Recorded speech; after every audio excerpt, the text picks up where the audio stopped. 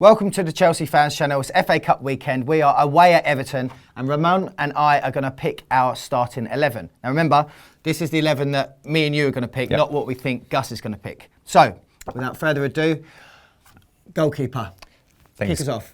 I think it's got to be Thibaut Courtois. I think against PSG, he had a very good game. I think a few of his saves were against Zlatan, where the linesman flagged for offside, but he still had to make the saves, and he was very sort of solid and strong, commanding of his area. I think he's got to start, and Gus has not been giving Begovic the sort of games in the FA Cup. So no, yes. If you're the sort of assistant goalie and you're not getting a run in the FA Cup, then you're not getting a run, are you? You're not getting picked. Yeah, I agree with those points on Thibaut. One question I will put to you about him, and he's not the finished article yet, is he? No. He's not Petr Cech. We need to appreciate that. You know, I think we were so blessed with Cech between the sticks for all those years that you know, it's always going to be a hard boots to fill. But I'm finding sometimes with Thibaut a lack of like wanting to come out, like to rush. Do you know what I mean? Like when a ball is played through and a striker is running onto it, I've kind of wanted my keeper to rush off the line, you know, and try and get there first or something like that. And I thought that against PSG at least, there were moments where he was a bit hesitant in doing that, rushing off his line. And I think that hesitancy is the right word. Yeah. Maybe he's not decisive with his decision making just yet, but I think that comes with time. And you have to remember, as a goalkeeper, he's still very young. Oh, he's a baby as a goalkeeper, isn't he? Okay, great. So Thibaut, you're in net, mate. Okay, let's start with our right backs. I think this one pretty much writes itself.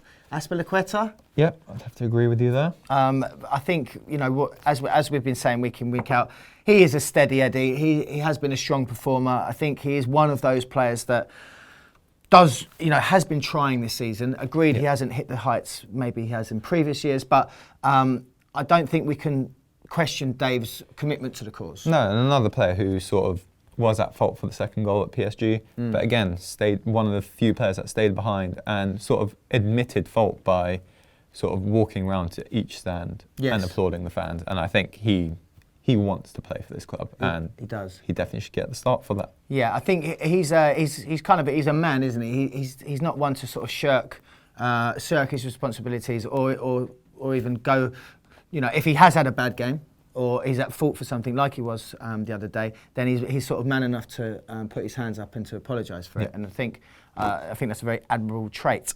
Okay, left back.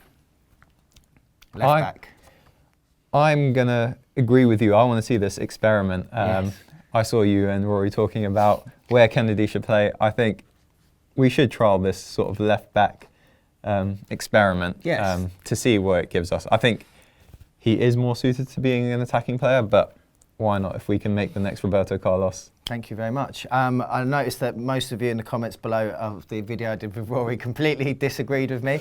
But guys, you know, bear with me on this one. You know, we might be laughing on the other side of our faces if this works out. And also, you know, our squad isn't sort of big enough at the moment to have too many luxuries at left back, is it? No. You know, Baba is just not quite where he needs to be at the moment. Kennedy seems to be in a rich vein of form. Kennedy seems to be full of confidence. And I was the same as everyone. You know, in my mind, Kennedy was very much an attacker, a skillful winger. He's got the Brazilian flair and the rest of it. But I've just been really impressed by his sort of solidity in when he's been given a go in left back berth. So, yeah, for this, I'm going Kennedy. You agree? Yep. I'm happy with that. Okay, well, centre backs, you know, there's no Terry, there's no Zuma. There's not really much of a choice in this. There's none. Unless Miagza? Yeah, I mean, we haven't sort of seen him get a minute yet. I don't expect to see him get a minute in the FA Cup, although as nice as it would be to just see a new signing play. It would. I mean, in years gone by, maybe if we were still fighting on all different fronts, probably he would have got a run out. Maybe, you know, this is the great sort of great kind of fixture to get your debut. But you know, this Everton game has taken on sort of gargantuan importance now, isn't it? I mean, to go out of the FA Cup on Saturday would just be an absolute travesty. I mean, I mean, PSG was our biggest game of the season, and now it's become Everton. Now it's Everton. Couldn't agree more. Okay, well that's our defence. Moving into our sort of holding midfield zone, I'm going to throw Mikel and Loftus-Cheek at you. Ooh. So Fabregas. I'm not further forward. Yes, Fabregas still gets in the team. Okay.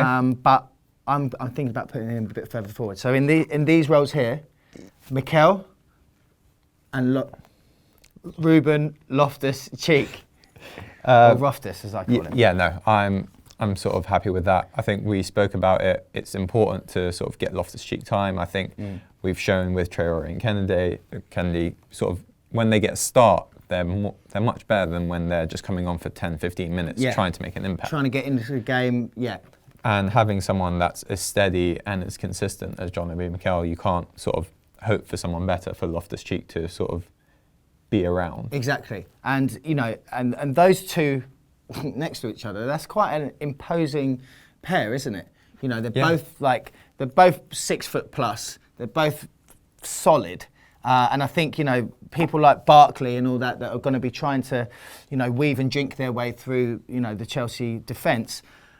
You know, hopefully they're going to have a problem getting past people like Mikel and Ruben. You'd like to think so, and I think I'd agree with you to stop sort of that threat of Barkley. I think the pair of them are more than capable to do that. Yeah, and I think that